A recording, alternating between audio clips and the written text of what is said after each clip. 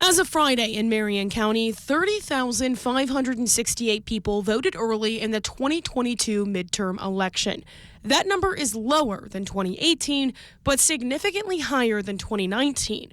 But Indiana has had low voter turnout for a while. We have been in the bottom 10 states probably for the last most of 2 decades, frankly. And in 2014, we were dead last. We were 50th. That's why the Indiana League of Women Voters, along with Indiana Vote by Mail, hosted an event at a voting site.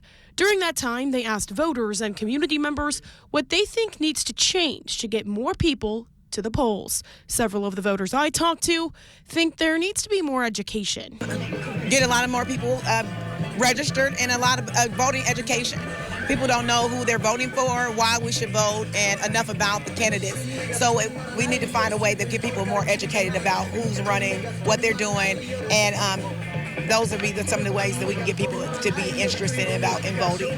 Part of your government class is getting to get out of school for a couple hours and go work the polls. But I think if we turned it back to the youth and instilled the values and the importance and show them how to do it, that's where it really starts, is at the beginning. Voting rights groups say education is a big factor when it comes to civic engagement. It's a little bit shocking to talk to adults and you think that they understand the 3 branches of government and the way elections work.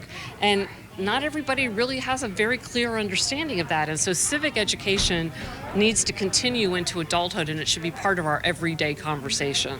However, voting rights advocates say there are things Indiana could do to make voting more accessible. We have a very early voter registration deadline. It's a month before the election, so that could certainly change. We are one of the states with the earliest poll closing hours. We are also one of the only states that doesn't have employers required to give employees time off work to vote on Election Day. Working for you in Indianapolis, Meredith Hackler, WRTV.